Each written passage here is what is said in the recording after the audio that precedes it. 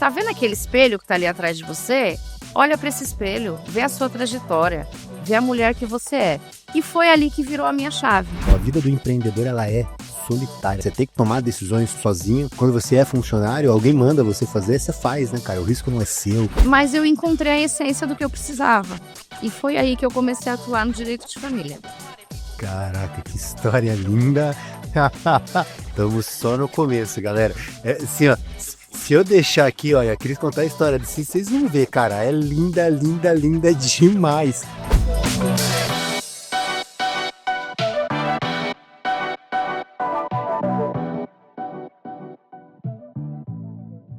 Olá pessoal, tudo bem? Sejam todos muito bem-vindos ao Previcast, o seu podcast de Direito Previdenciário. Aqui você acelera a sua curva de aprendizado. E minha convidada de hoje, galera, advogada e empresária com faturamento de 7 dígitos. Bora entender como é que isso acontece? Será que é possível mesmo na advocacia ganhar tanto dinheiro assim? Rapaz, ela vai trazer pra gente as estratégias e como ela tem esse olhar dentro do direito no programa de hoje. Mas antes, eu queria que você comentasse aqui como é que tem sido o Previcast para você. Me ajuda a criar programas cada vez melhores para você. Também compartilha nos seus grupos de WhatsApp. Bora trazer mais previdenciaristas para cá. E se não é inscrito, se inscreve, ativa o sininho, porque toda vez que tiver conteúdo top, você recebe em primeira mão. Quero trazer ela que é minha amiga e minha convidada de hoje aqui, que vai compartilhar muito com você. Seja muito, muito bem-vinda, Cristiane Oliveira, tudo bem? Bom dia, é um prazer estar aqui com você. Obrigada pelo convite.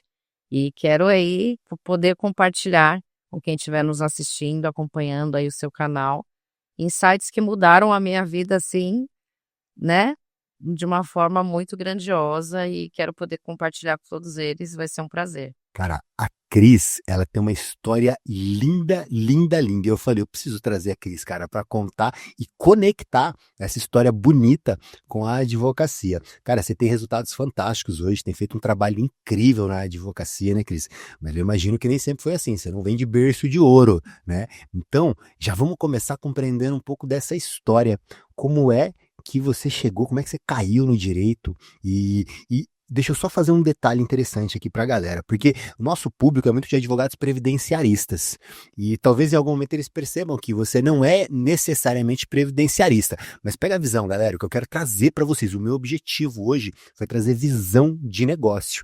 Não é só a advocacia que vai te levar num outro nível, é a visão de negócio que pessoas como a Cris têm, que vai fazer você realmente alcançar resultados incríveis. Então traz pra gente, Cris, é berço de ouro ou como é que foi esse início? É uma trajetória de muito esforço, né? De muita dedicação, muito sonho e fé.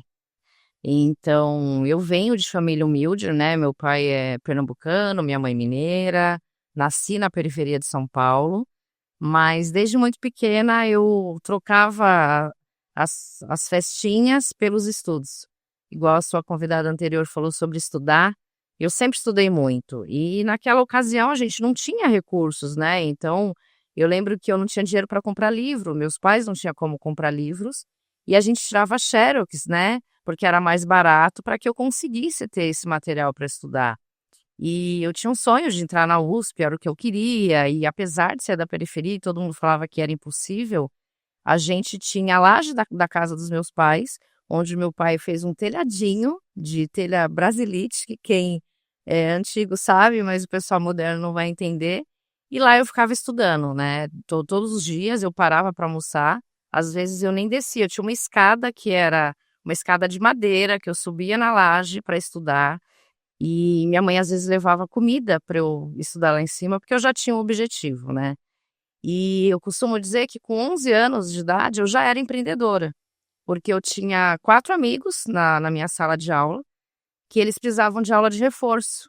E aí a mãe deles, desses 4, eles iam para minha casa, eu ficava na mesa da cozinha da minha mãe, e eu dava aula para eles, e eu ganhava, assim, eu não lembro qual era a moeda da época, mas como se fosse R$ 50 de cada um.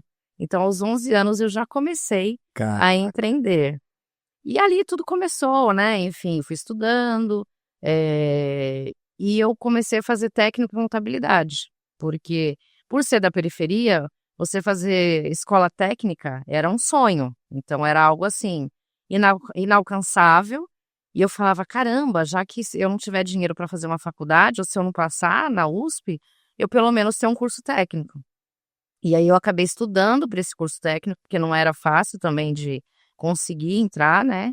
E eu consegui a bolsa para estudar contabilidade, porque na época só tinha administração de empresas, secretariado e contabilidade. E aí eu fiz técnico em contabilidade, e na ocasião, no primeiro ano, a gente também teve uma sessão de uma bolsa que poderia ir para os Estados Unidos. Eu passei, mas meus pais não deixaram eu viajar, porque eu era menor. E, enfim, eu questionei durante muito tempo como teria sido a minha vida, mas eu acho que tudo tem um momento certo. Não era para eu ter ido para os Estados Unidos naquela ocasião. E quando eu me formei em contabilidade, eu não sabia o que eu ia fazer, eu imaginava que era contabilidade. Prestei Mackenzie, né, em São Paulo, e comecei a estudar contabilidade. Quando eu entrei na faculdade, foi desesperador. Tudo que eu tinha feito no colégio não era o que tinha na universidade.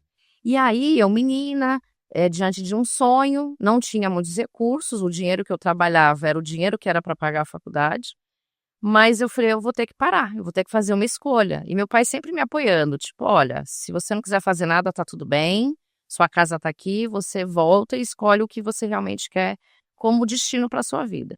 E aí eu parei, tranquei a faculdade com 6 meses e prestei uma prova na USP, e aí eu ganhei uma bolsa de inglês e espanhol. Então eu fui estudar inglês e espanhol, porque eu não sabia o que fazer na faculdade. E aí, nisso, eu trabalhava como secretária numa multinacional, que era também em São Paulo, só que o forte da multinacional era engenharia. Tipo assim, nada a ver com a minha vida, mas uma garota perdida, que só tinha sonhos, mas não sabia o que queria fazer. E aí, com isso, eu estava um dia dando carona para um amigo, que eu passando pelo ponto de ônibus, buzinei e falei, quer carona até o bairro da Lapa? E aí ele, conversando comigo, ele estava indo trabalhar no cartório, né? Eu sabia que ele trabalhava lá. E ele falou assim, por que você não vem trabalhar comigo no cartório? Eu falei, cartório? Mas é muito burocrático. Nada a ver comigo, eu adoro falar, adoro pessoas. O que eu vou fazer lá? Ele falou, cara, mas eu acho que vai ser muito bom para você. Direito à faculdade do momento. Aí eu falei, ele falou, ou administração. Eu falei, não vou fazer administração. Então eu vou ver essa vaga. Resumindo, fui lá, passei.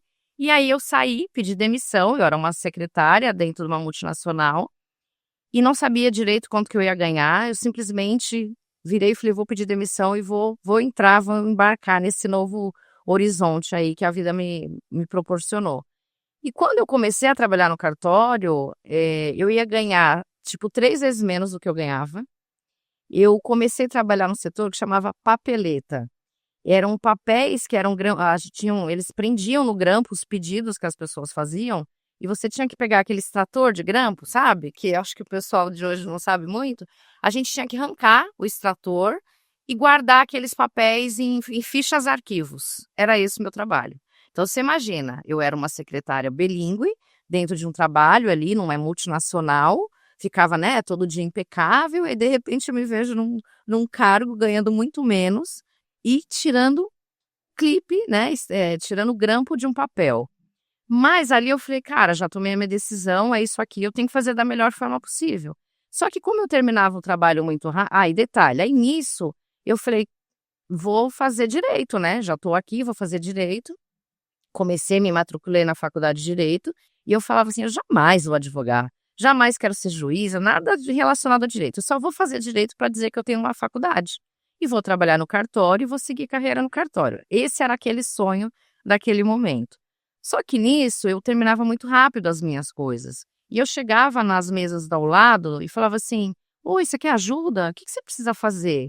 Enquanto um monte de gente enrolava para trabalhar, eu acelerava o trabalho dos meus colegas. E com isso eu comecei a aprender todos os setores dentro do cartório. Por quê? Apesar de eu ter só 19 anos, a minha ideia era prestar concurso público para cartório, né? E eu falei, para eu ser dona de cartório, eu preciso entender toda a sistemática. Então, eu vou aprender qual a melhor forma, fazendo, colocando a mão na massa.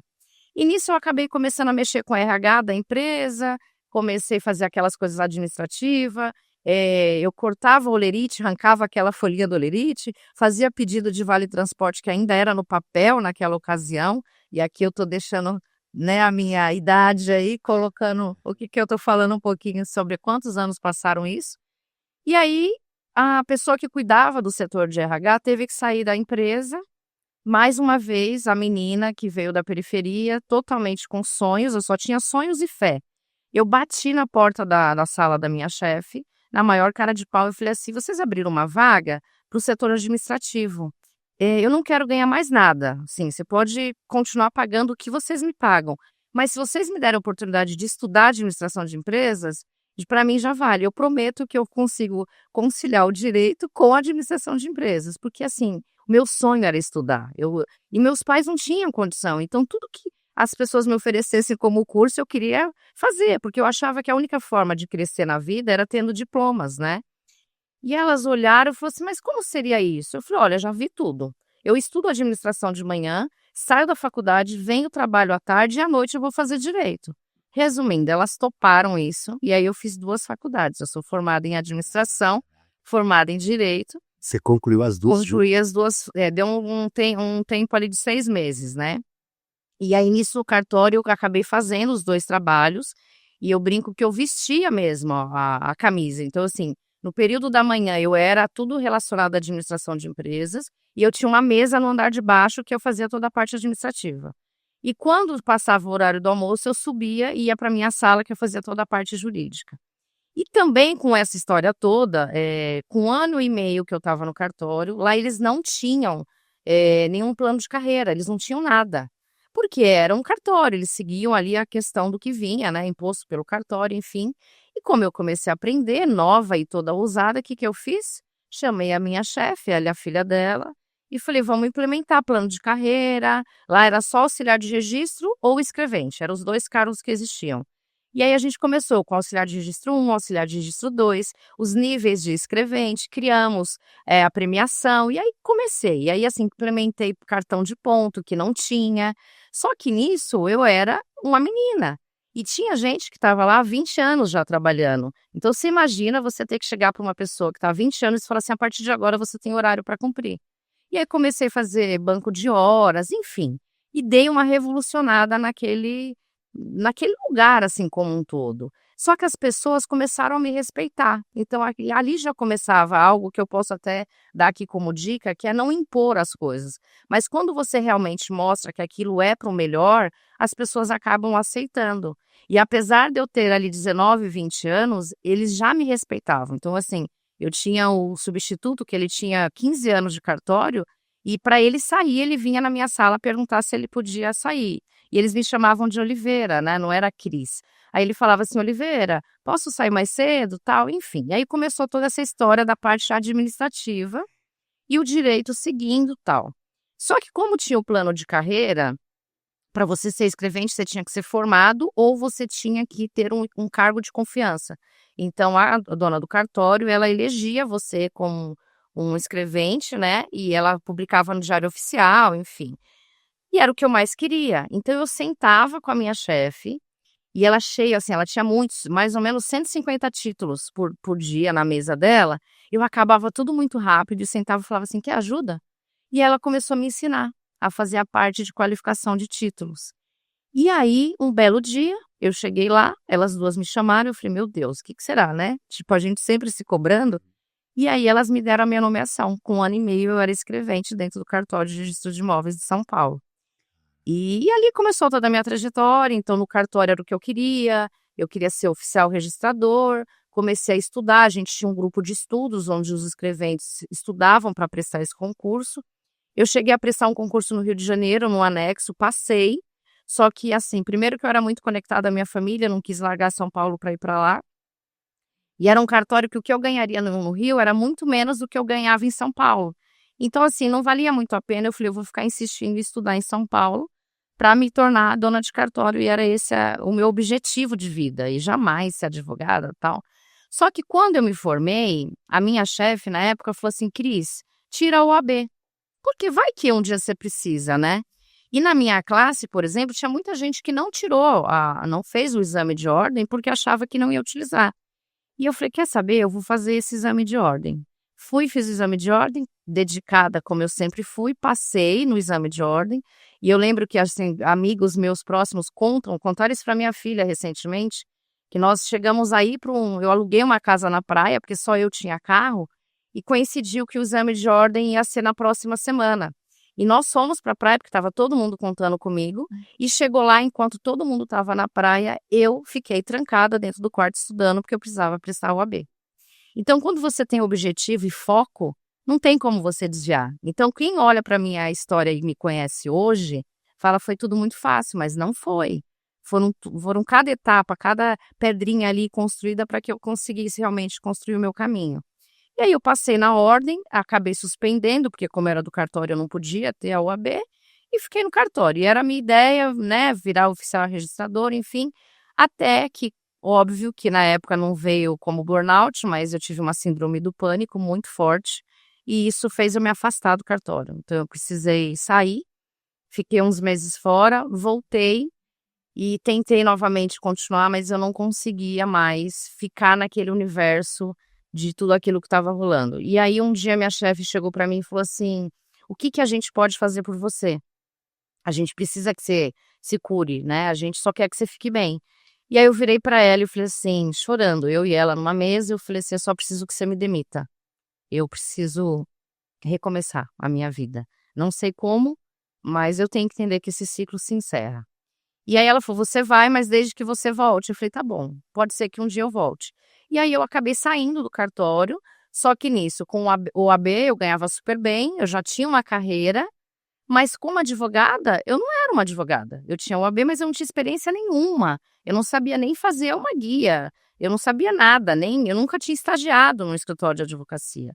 E aí vem de novo uma crença limitante, porque eu estou num nível da minha carreira onde eu tinha guardado uma grana, eu já estava financeiramente ali, classe média, alcançado algumas coisas, mas o que fazer, né?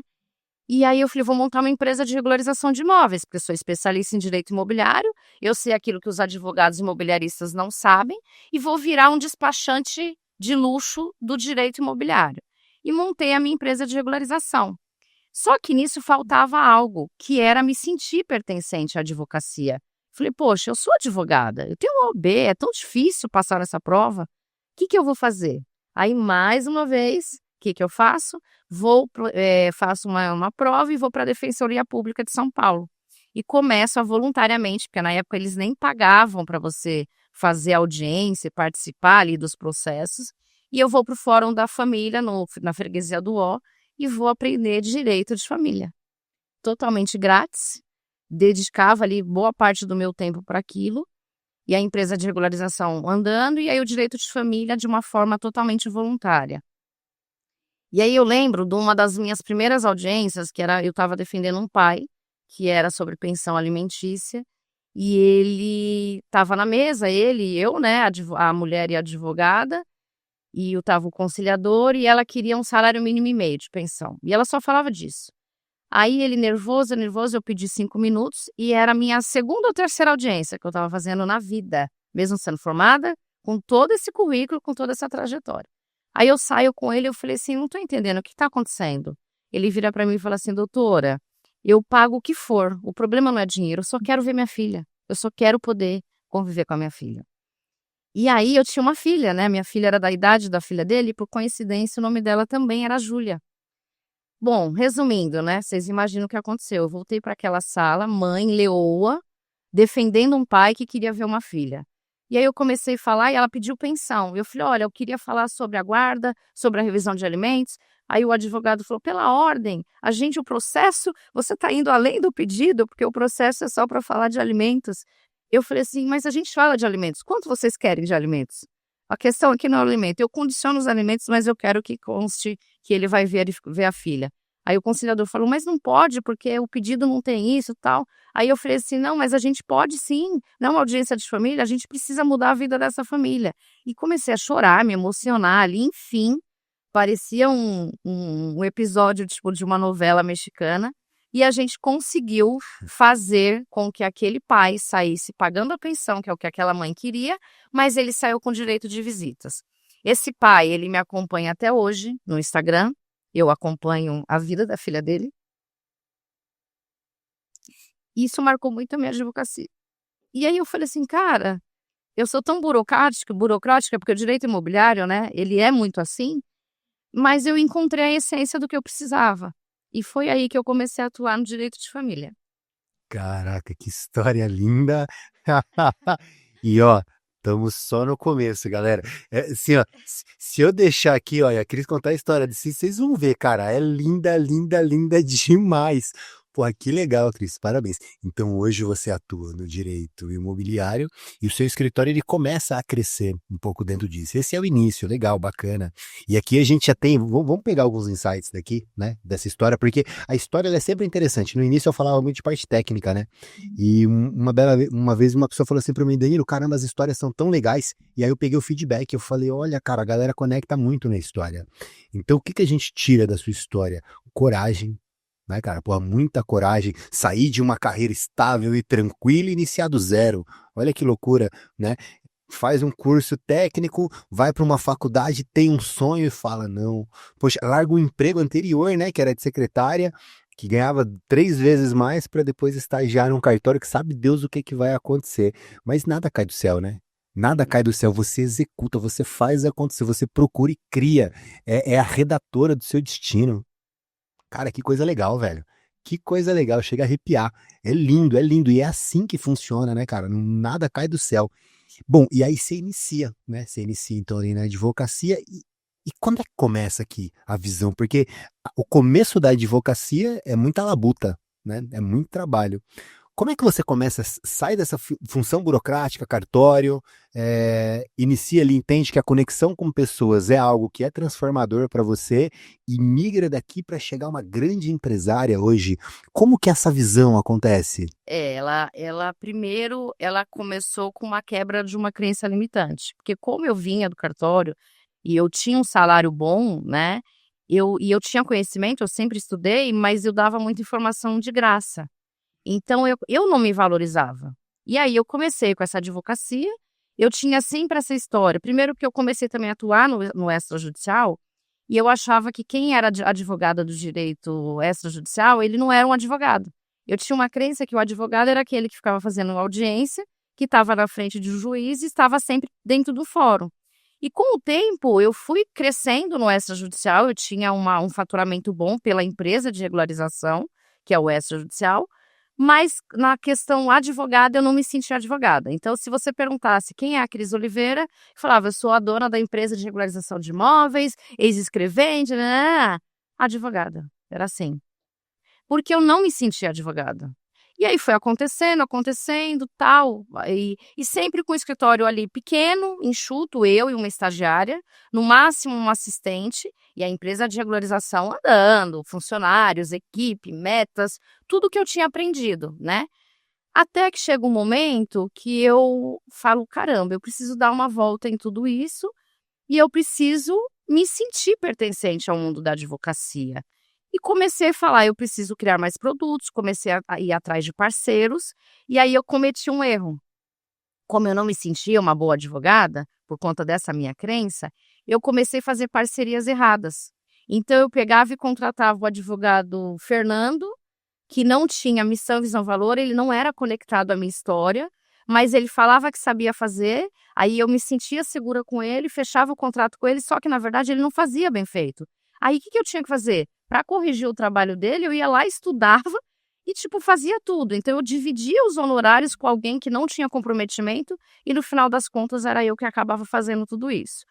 E aí eu falei, cara, eu preciso mudar essa história, eu preciso ter coragem mais uma vez e falar, peraí, eu vou fazer o que eu tenho que fazer, eu vou estudar o que eu tiver que estudar, mas eu vou mudar a minha advocacia. Só que nisso eu descubro que eu tô grávida. Eu ia fazer uma cirurgia, porque eu não podia ser mãe, eu descobri aos 23 anos. E aos 33 anos, eu nessa subida frenética da empresa muito boa, a gente faturando bem e tal. E aí a minha mãe chega no meu escritório de advocacia e eu ia operar, eu ia fazer uma cirurgia na sexta-feira, eu internaria na quinta, para tirar útero, ovário, essas coisas, porque eu tinha um problema de endometriose grave. E a minha mãe olha para mim numa terça-feira e fala, você tá grávida? Eu falei, como eu tô grávida, mãe? Eu vou operar essa semana.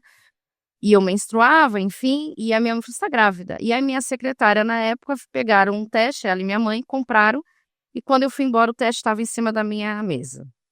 E aí, eu fui fazer o teste, liguei para minha sócia da empresa de regularização, e eu liguei para ela e falei assim, eu tô com um teste de gravidez, assim, como eu faço? E ela falou, como teste de gravidez? Porque todo mundo sabia que eu não podia, né, ser mãe, eu tinha enfrentado essa coisa difícil aos 23 anos, já tinha passado 10 anos. Ela falou, não tô entendendo nada, você vai operar, o que que tá rolando? Eu falei, minha mãe chegou aqui falando que eu tô grávida, eu tô com um teste na minha frente, me ajuda a fazer. E ela falou assim, bom, eu falei, fica comigo no telefone. Ela falou assim, é só você fazer xixi e você vai ver o que que vai aparecer aí. E aí eu com ela no telefone e eu falei, tem 2 pontinhos aqui. Ela começa a gritar, ela, você tá grávida, eu tô indo pra aí. E aí ela vai pro meu escritório e aí eu descubro que eu tô grávida, vou fazer exame, enfim, eu tava entrando no 4º mês de gestação. Com uma empresa de regularização de imóveis bombando, a gente tinha uma equipe grande, e eu estava lá no primeiro momento que eu falo, agora eu vou virar uma advogada das boas. Resolvo fazer o quê? Resolvo ser mãe. Aí eu deixo a empresa de regularização sendo cuidada por ela, pela minha equipe, mas na advocacia eu resolvo ficar ainda naquele estágio. Eu, a estagiária, e fui ser mãe, né? E, enfim, foi a melhor coisa que eu fiz na minha vida, foi uma grande escolha. E aí, para vocês entenderem aonde chegou a virada. E aí fiz tudo o que eu tinha que fazer, me sentia pertencente àquele mundo da maternidade, era tudo que eu queria. Mais uma vez fiz uma escolha assertiva. E aí quando a minha filha tinha 9 anos, eu falei, cara, eu quero voltar àquela crise. A advogada anterior falando, né, da pergunta o que ela falava para a crise do futuro, eu falava assim, ô Cris, e aquela crise anterior? Cadê aquela mulher empresária que enfrenta um monte de coisa? Ela precisa ressurgir, porque daqui a pouco a sua Júlia está vivendo a vida dela e ela precisa se inspirar em você, né? Em toda a sua história, apesar dela saber, mas não de um passado, mas de um futuro. E aí eu tô lá vendo live, não entendendo nada, e a gente que é né, advogado raiz, a gente fica naquela questão, por que que esse pessoal tá divulgando coisa na internet? Eu conheci o Euro numa live, e era tipo época de pandemia, a gente, né, não saía mais, enfim. E eu lembro mais uma coisa da minha filha, mais um insight que eu vou falar aqui. Eu conto isso, as pessoas dão risada, mas eu ficava assistindo a live, câmera fechada, pandemia dentro de casa, eu ficava de moletom e eu tinha uma mania de prender o cabelo e colocar uma caneta. E a minha filha é extremamente vaidosa. E ela falava assim pra mim, mãe, às vezes eu ia na padaria de moletom, ela falava, mas você vai pra padaria de moletom? Eu falava, filha, qual o problema? Mãe, você é uma advogada, você tem que estar sempre bem alinhada, porque você nunca sabe onde pode aparecer um cliente. Quantos anos ela tinha? Nessa época, eu tinha 9 anos. Caraca, velho. E aí, eu com aquela caneta, ela falava assim, mãe, você não pode ficar de caneta no cabelo, uma advogada, né? E eu falava, filha, eu tô dentro de casa, ninguém tá vendo nada, eu tô trabalhando daqui. Entro na live do Euro, e o Euro falando, tal, e começou os comentários, alguém fala alguma coisa de direito imobiliário. Aí eu simplesmente respondo. Quando eu respondo, o Euro fala assim, nossa, eu não sabia disso, eu acho que eu não aprendi isso na faculdade. Peraí, vou te chamar para entrar na live. Gente, eu com uma caneta no cabelo, de moletom. O que que eu fiz? Derrubei a live. Óbvio, né? Não podia entrar. Derrubei a live, subi no quarto dela e comecei a chorar. Ela, o que que tá acontecendo, mãe? Eu falei, eu perdi uma grande oportunidade. O cara que eu sou fã, que eu me espelho nele, tipo, me chamou para fazer uma live. E ela, e você tava com a caneta no cabelo? Eu falei, pois é, eu tava com a caneta no cabelo. Chorei aquela tarde inteira falando, Senhor, a gente tem que estar preparado para as oportunidades, porque elas vêm da onde a gente menos espera. E a minha sorte é que o Euro mandou uma mensagem no direct para mim, dizendo que queria conversar comigo, se eu topava fazer a live do dia seguinte. Aí no dia seguinte, lógico, né, gente? Eu arrumei Sem caneta no cabelo. maravilhosa, me coloquei ali pro empoderamento feminino e fiz a live com o Euro. E aí também vem uma outra dica para vocês de superação. Quando eu comecei a seguir e teve o curso de gestão, eu falei, cara, o que que esse cara tá falando? Gestão?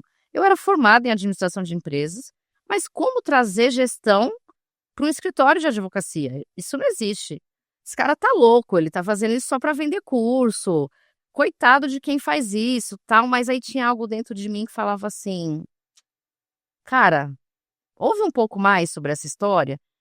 E aí eu lembro que ele estava vendendo uma mentoria individual, ele não tinha comunidade, ele não tinha nada do que a gente está acostumado agora. E a mentoria individual dele era, acho que eu não lembro se era 5, acho que era 5 ou 7 mil reais. E aí tinha que fazer uma inscrição, só que um dos detalhes da inscrição qual era? Quantidade de funcionários e faturamento na advocacia. Eu não tinha, eu pegava ali meio gato pingado de caso, Mas eu falei: "Eu vou usar, eu vou mandar, eu vou escrever", eu falei: "Eu quero desafiar". E eu lembro que ele me ligou, eu fiz toda tipo: "Oi, tudo bem?". Eu falei: "Gente, será que é ele mesmo?". E ele falou: "Olha, você foi selecionada e aí você precisa fazer o pagamento". E para fazer o pagamento, eu não tinha o dinheiro. E aí eu tinha que falar o quê? Com meu marido, porque eu não tinha dinheiro da advocacia. E aí eu tinha que pedir para o meu marido, convencer o meu marido, R$ 10.000, a gente está falando de 6 anos atrás, tipo, é diferente da moeda de hoje. E eu falei, ele falou assim: "Mas você vai pagar 10.000 para pagar um curso de um cara da internet? Tipo, você não tá meio vacilando, viajando?". E aí eu sentei com ele e com a minha filha, eu falei: "Eu quero muito". Aí eles viraram para mim e falou assim: "Se você confia". Aí eu falei assim pra ele: "Libera aí o cartão", porque eu não tinha limite no meu cartão, era o cartão nosso, né, da família. E ele falou: "Beleza". E aí eu contratei o tal do curso parcelado. E aí foi onde mudou a minha vida, e aí eu comecei a me sentir pertencente. Eu, para encurtar um pouco o caminho, o Euro fez a minha primeira mentoria comigo, individual, e nesse dia eu estava no quarto da minha filha, e o quarto da minha filha tinha um espelho atrás, e eu liguei o notebook, e eu conversando com ele, eu falei: "Mas eu não sou advogada, nã-nã-nã-nã". Ele fez assim: "Que você tem um ouro na mão, você sabe o direito imobiliário do outro lado do balcão". Ele falou assim: "Você tem mais, que quer mais que isso? Você é advogada sim, é advogada do extrajudicial, esse mercado vai crescer muito, você tem que se posicionar disso, não sei o quê". Aí ele olha pra mim e fala assim: "Tá vendo aquele espelho que tá ali atrás de você? Olha pra esse espelho, vê a sua trajetória, vê a mulher que você é". E ali nisso começa todo mundo chorar, né, vira uma emoção no negócio, e foi ali que virou a minha chave. Foi um insight, foi um espelho que fez realmente eu entender que se eu não acreditasse em mim, e acreditasse e lembrasse de tudo que eu tinha percorrido pra chegar até ali, eu não conseguiria ir alcançar os outros projetos que eu tinha de vida. Mas, como a minha vida é uma montanha-russa, eu vou deixar você falar mais um pouco, que aí a gente vai entrar na outra fase que mudou completamente a minha vida e criou conexões, que é o que eu falo que foi a melhor coisa que aconteceu. Apesar de ter sido a coisa mais difícil da minha vida, também foi a melhor coisa que aconteceu. Vocês entenderam que tem mais ainda, mais coisa bacana da história. Ó, cara, de verdade, é top, é muito bom, é inspirador. Mas a gente pega dessa parte, né, e fica pra mim a reflexão, não sei como é que fica pra galera de casa, aliás, deixa aí pra vocês como é que fica a reflexão até aqui. Mas a mentalidade, né, cara? A mentalidade é uma parada muito louca, né? A sua mente, ela é a sua potência, mas ela também é o seu inimigo se ela não for bem dirigida, né? Tudo existia e sempre existiu dentro de você, né? Bastava você acreditar, né? Acreditar mais em você. Às vezes você de casa, basta você acreditar mais em você, né, cara? Mentalidade, quando eu faço mentoria com a galera, e de verdade, assim, ó, de 10 mentorados que eu mentoro, tipo 8, 9, o problema não é técnico. O problema não é dificuldade de gestão. O problema é mentalidade. Mentalidade. Cara, mentalidade muda jogo. Outro dia eu vi uma parada legal e que é uma metáfora simples, que explica muito qual é a historinha que você fica contando pra você. Porque no final das contas é sobre a historinha que você fica contando pra você. Ah, eu não tenho tempo pra isso, eu não consigo aquilo, eu preciso estudar um pouco mais porque eu ainda não tô bom nisso. Pô, as oportunidades aparecem, cara, né? Hoje, Danilo, né? Com a mentalidade que eu tenho hoje. Se eu tô, cara, com a caneta aqui, né? E de moletom e aparece uma live, eu abro, cara, tô nem aí. Por quê? Porque a mentalidade é outra hoje. Não é sobre esse julgamento da imagem que eu fico pensando. Não, não, não, cara, é outro jogo. Mas é desafiador, não é comum, né? No momento em que a gente. E é isso, as oportunidades aparecem, né? Mas a gente se sabota. Por coisas que as pessoas não estão nem ligando. Estão nem aí E aí pra tem caneta e muito a moletom. história da síndrome do impostor, né? Total. Porque a gente se sente impostor o tempo todo e muitas vezes você sabe qual é o caminho.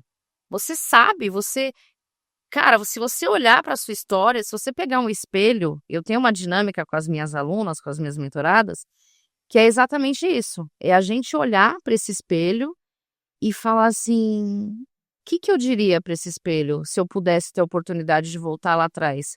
Que a Cris de 7, 8 anos esperaria se ela encontrasse a Cris hoje de 46, que amanhã faz 47?".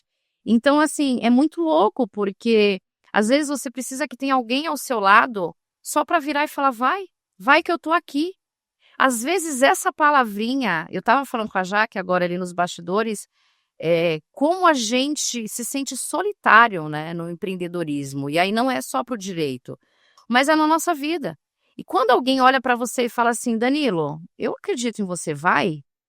Às vezes você fala assim, será? Uma aluna, uma mentorada minha falou para mim semana passada que eu tô com um projeto louco aí, que nos próximos dias vai dar uma... E ela virou para mim, ela me ligou, ela falou assim, você quer mesmo que eu faça parte desse projeto? Eu falei, eu quero. Ela falou assim, cara, mas eu não enxergo o que você enxerga em mim. Aí eu falei, você já pegou o seu espelho? Eu falei, você só precisa pegar seu espelho.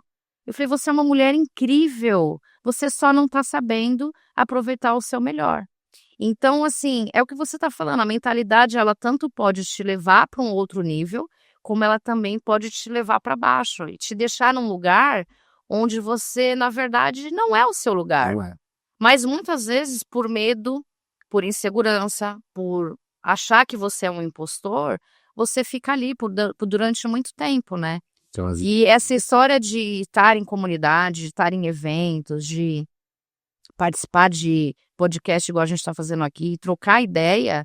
Então, assim, às vezes, eu lembro que eu fiz uma live com o Euro e eu printei, eu tenho guardado esse print, que a menina colocou assim, eu sou uma mulher de fé, né? Tava até falando pra Jaque, nada na minha vida acontece sem fé, até porque vocês já viram aí minha trajetória, não dá pra ser sem isso. Então, assim, eu acho que Deus, ele usa as pessoas pra falar com a gente o tempo todo. A gente só precisa estar atento aos sinais. Não é que tem aquela história de escrever certo em linha, não.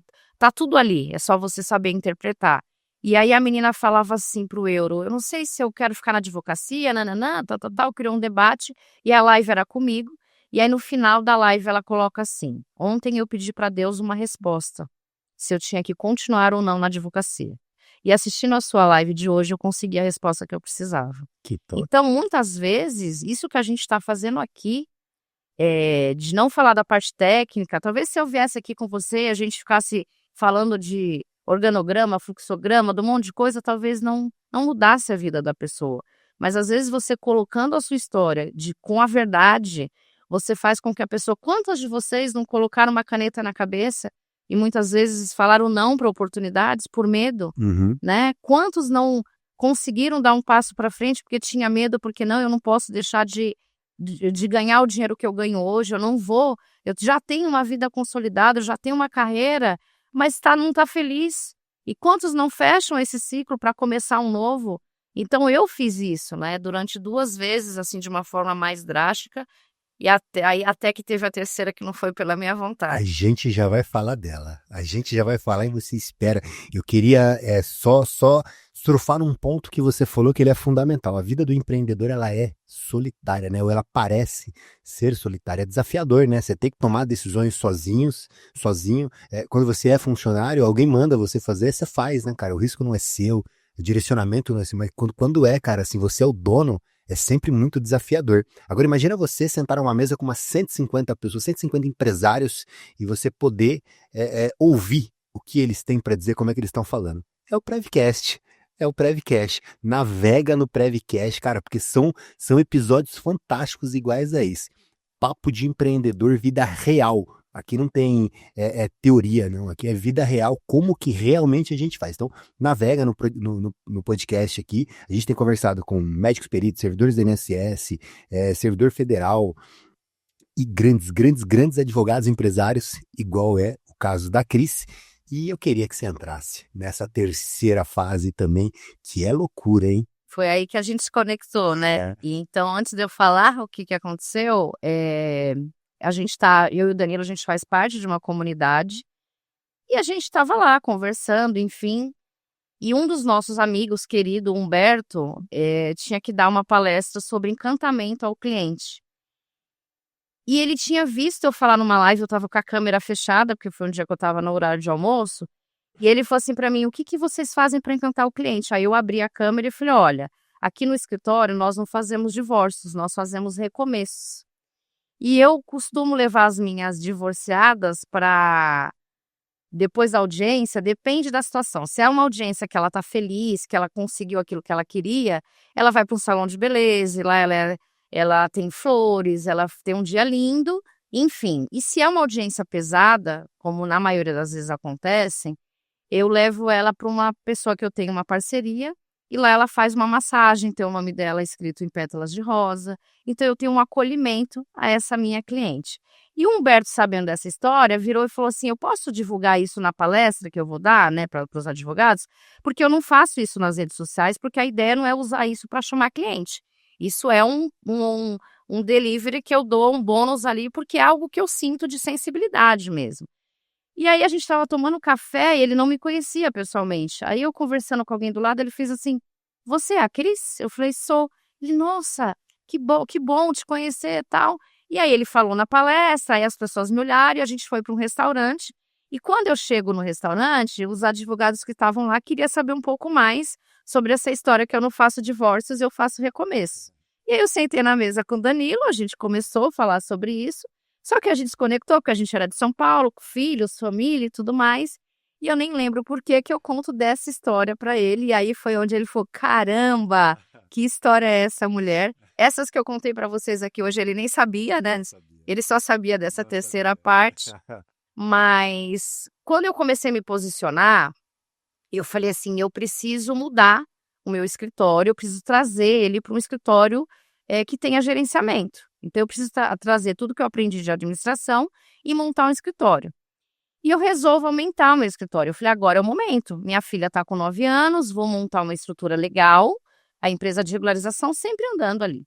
Falei: vou montar um escritório bonito. Fiz uma reforma, aluguei o escritório em novembro, dezembro peguei as chaves, comecei uma reforma, lindo, arquiteto, aquela coisa, contratei equipe, tal, tudo começou, passou, isso foi dezembro, janeiro, férias ali, fevereiro eu fiz a inauguração do meu escritório, lindo, fotógrafo, família, nossa, eu falei: gente, agora a Cris ressurgiu, né?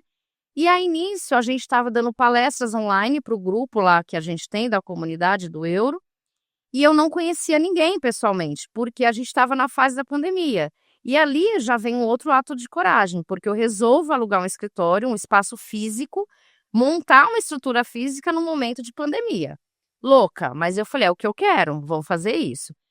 E aí fiz essa inauguração, não estava ainda naquela época que estavam, né, fechando, a gente podia ali ficar meio que híbrido. E aí eu dei uma palestra para o Espírito Santo, para o Altivo, para a galera dele lá. E eu comecei a me sentir mal. Eles me chamaram no privado porque falaram que eu estava ofegante. E aí, resumindo, eu volto para o escritório, eu inauguro o escritório em fevereiro, isso era abril. A minha secretária fala: você tá estranha. Eu falei assim: me leva, porque eu tô com uma dor nas costas, me ajuda a pegar o carro que eu vou pro hospital. Aviso meu marido, a minha filha, para ficar que estava tudo bem, que eu estava indo pro hospital, que eu estava com uma dor nas costas. Só que chegando lá, eu não estava com uma dor nas costas, eu estava com Covid. E fui diagnosticada, volto para casa e pediram para eu esperar 9 dias que eu melhoraria. No 7º dia eu volto para o hospital, não estou bem, o médico vira para mim e fala que eu estava tendo uma crise de ansiedade. Não quis fazer meu exame para ver como eu estava. Ele falou que tudo que eu estava passando, falou para o meu marido que era apenas crise de ansiedade pelo estágio, mas que era para eu esperar 2 dias que eu ia ficar bem. Só que nisso eu volto para casa, ele me dopa, ele me dá um remédio, e no outro dia de manhã eu acordo meio sonolenta, meu marido embaixo trabalhando, minha filha no quarto ao lado, tendo aula online. E aí nisso eu só consigo escrever na mensagem pro meu marido para ele subir até o meu quarto, porque eu tava ficando sem ar. E eu vou pro hospital, e ali no dia seguinte eu sou entubada.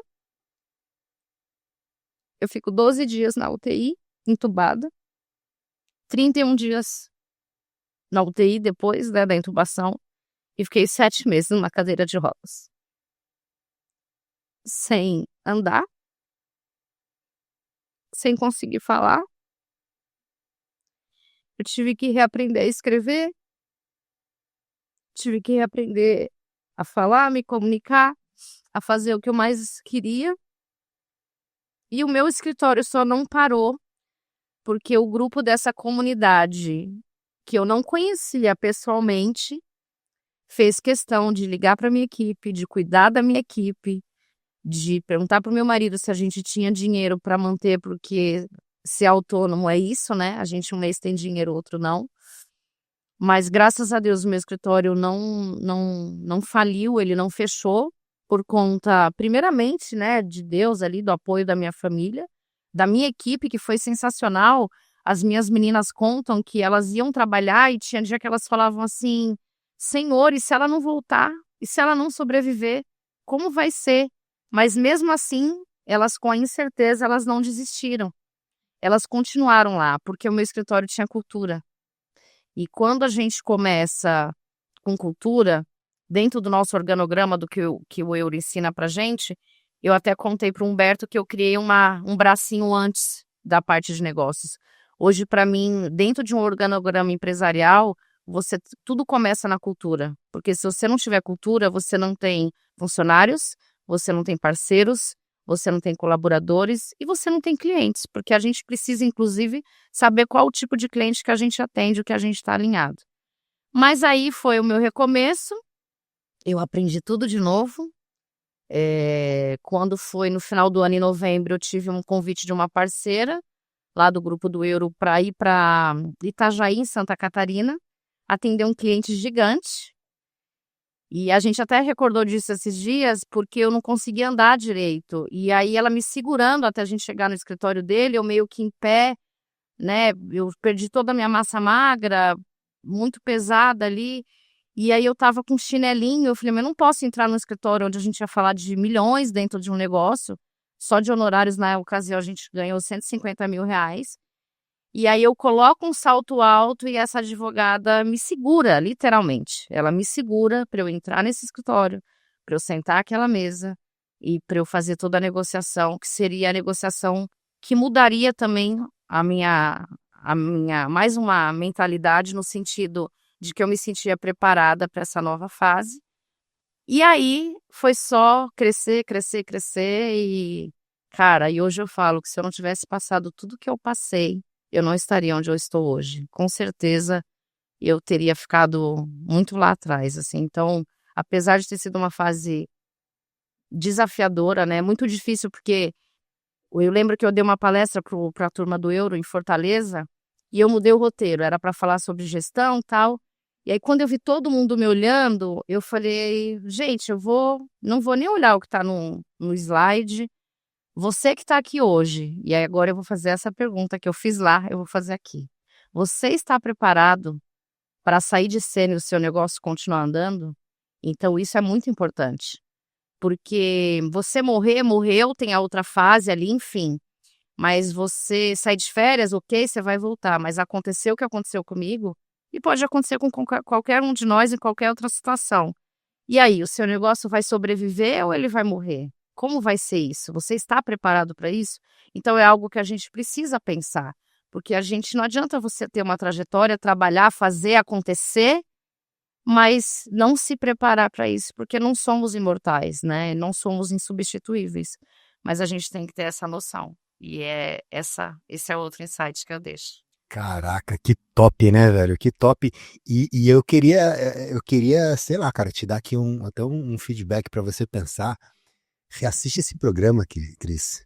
E, cara, estrutura uma palestra, cara, em cima exatamente disso. Cara, isso é transformador, velho. Isso é inspirador para as pessoas. Analisar essa história, sabe? Ver você hoje bem, forte, trabalhando high ticket, sabe? Trabalhando com uma galera legal, gerando resultado para você, transformando a sua vida e a vida das pessoas que estão à sua volta. Cara, e como tudo isso aconteceu? Uma pessoa comum, normal, que vem da periferia da Zona Leste de São Paulo, né? Poxa vida, aí que de repente começa a fechar grandes contratos, fazer grandes coisas, passando por desafios. Não é fácil, nada cai do céu. Nada cai do céu. É muita resiliência, é muito trabalho, é muito foco, dedicação. Caraca, olha, você tá maluco, arrepio, cara. Arrepio, que história bonita, bonita. E, puxa, palestra, cara. Palestra é isso. Palestra é isso na advocacia. Fica de insight aí pra você, porque, poxa, isso conecta com muita gente, cara. Conecta e inspira. Eu tô inspiradaço aqui. Eu tô inspiradaço. E tô pensando aqui, cara, será que se eu sair dos meus escritórios, eles funcionam? É. Será que se eu largar os meus escritórios, eles. Eu hoje foco muito em gestão, né? A gente tem 6 unidades, um time, a gente olha muito para isso, mas é desafiador, né? É uma pergunta que fica ecoando, né? As nossas empresas dependem da gente, né? Então, e eu acho que também se a gente puder ser mais ousado, não só para os donos de escritório, mas para a nossa vida como um todo, né? O que vai acontecer? Nós que nos dedicamos ao nosso filho, à nossa família, e aí? Porque é o que aconteceu, eu saí de cena com uma menina de 9 anos, que dormia a maioria do tempo ainda comigo na minha cama, apesar dela ter a cama dela. O meu marido dormia no quarto de visitas porque ela dormia comigo na cama. E de repente ela não tinha mais a mãe dela, né? O meu marido teve que ressignificar tudo porque ele não entendia. E na ocasião, para proteger a minha filha, ele não contou o que estava acontecendo para ninguém. E ele aguardou aquela dor para ele, só falava assim: ela está no hospital. Então, pouquíssimas pessoas sabiam exatamente o que estava acontecendo. Só que se a gente não se pergunta isso, é como se o nosso propósito fosse perdido. Isso que você fala de transformação, quem convive mais próximo a mim, sabe que, eu até falei para a Jaque hoje, assim, eu descobri o meu propósito através de tudo isso que aconteceu, que apesar de tudo isso que eu contei aqui hoje, eu sei que o meu propósito de vida é conectar pessoas, é transformar vidas.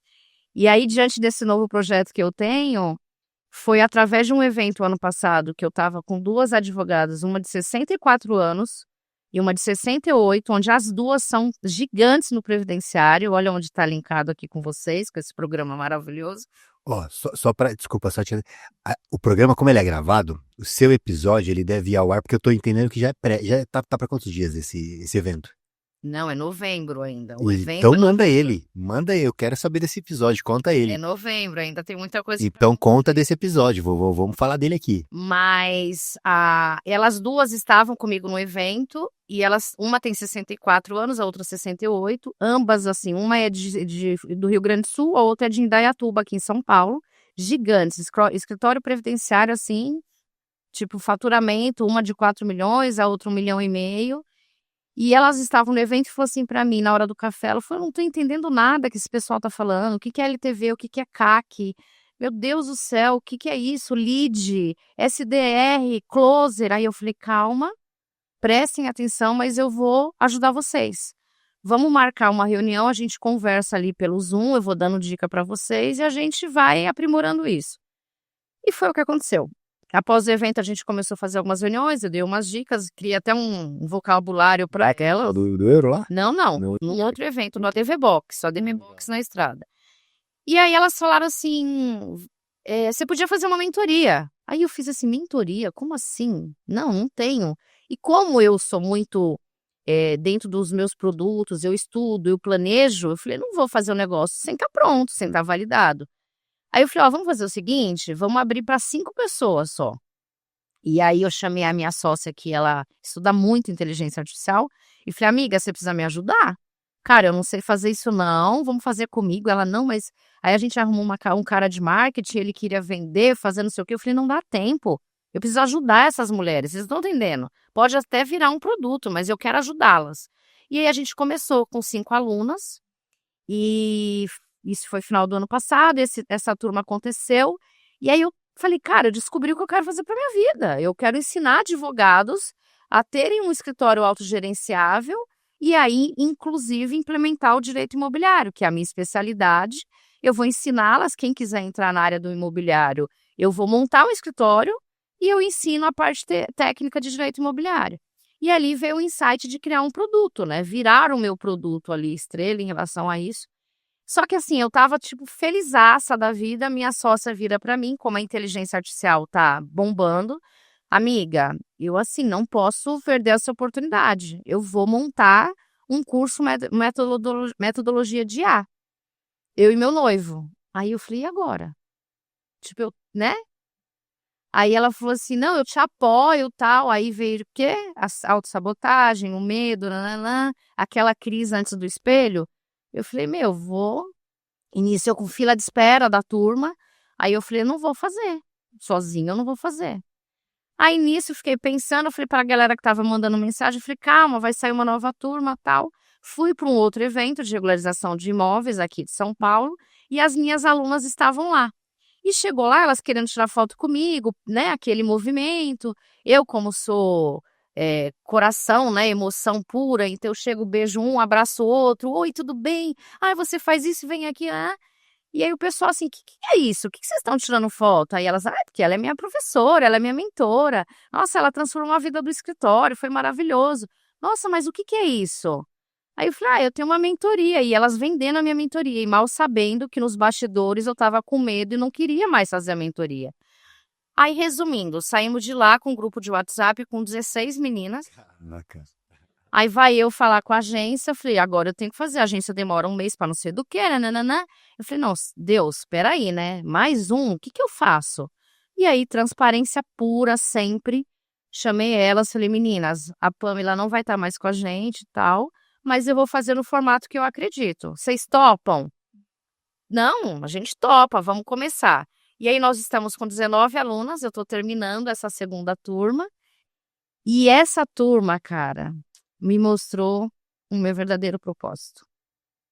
A gente fala sobre fé, sobre Deus, sobre crenças limitantes. A parte técnica e a parte jurídica, ela era só uma desculpa para a gente se conectar. Isso, cara. É isso. Ontem eu dei aula essa semana, na quarta-feira, e eu ensinei elas a separarem o tempo, bloco de tempo, né, igual a gente aprende.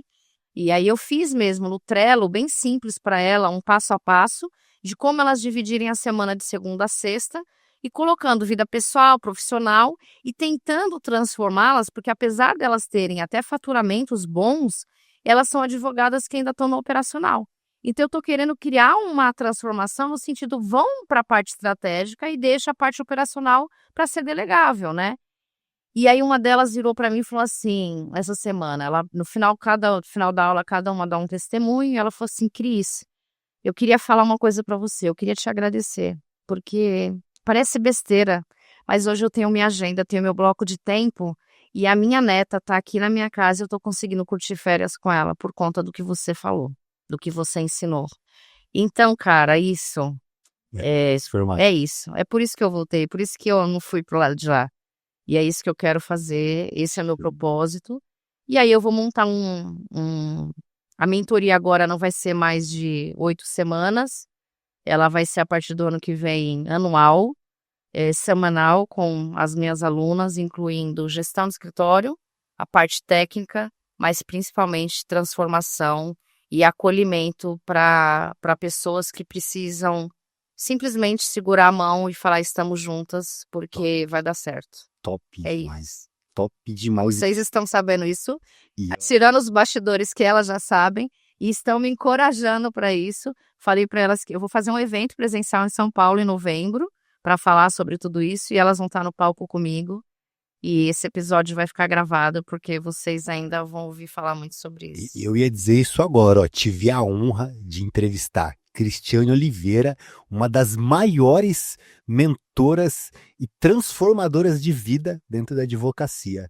Cara, eu não tenho Amém. dúvida. Eu recebo. Eu não tenho dúvida. Eu não tenho dúvida. Já aconteceu. Já aconteceu. Poxa vida, que legal, hein? O Brevcast se sente honrado com isso. Caramba. E vamos chegando já numa fase final aqui, Cris. Poxa vida, aquele. Poxa vida, Cris, é uma honra mesmo, assim.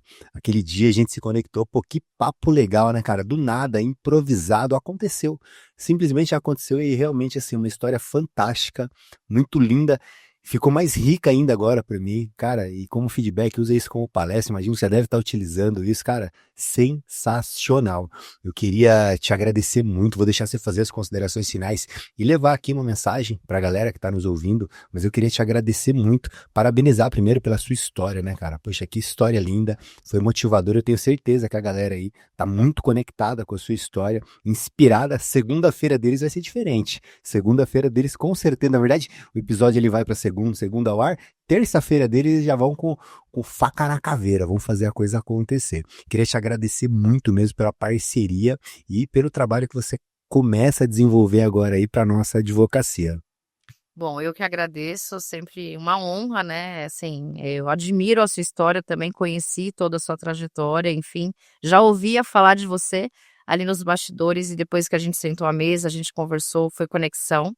E o que eu posso deixar aqui para que todo mundo repense é exatamente assim, Quem são as pessoas? Quem são as 5 pessoas que estão ao seu lado? Quem são as pessoas que você anda? Quem são as pessoas que te inspiram? E quando você fizer essa reflexão e entender qual é o seu foco, qual é o seu propósito, você também vai perceber que pessoas se aproximam, mas muitas também se afastam. Então não é fácil, mas você precisa se posicionar diante da decisão que você tomar e acreditar.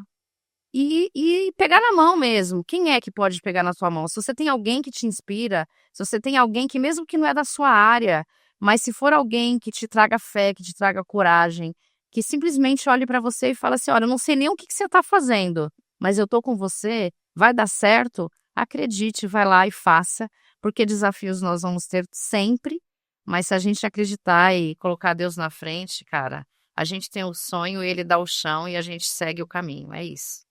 Quem é que para uma mulher dessa, velho? Uma mulher determinada e com foco. Puxa vida, incrível, incrível. Cris, obrigado mais uma vez. Agradeço. Quero agradecer você de casa que esteve com a gente aí. Deixa o seu comentário, cara. Deixa que vale muito a pena e bora compartilhar nos grupos de WhatsApp, trazer mais advogados pra cá. Agradecer a galera que esteve com a gente aí e até uma próxima. Tamo junto.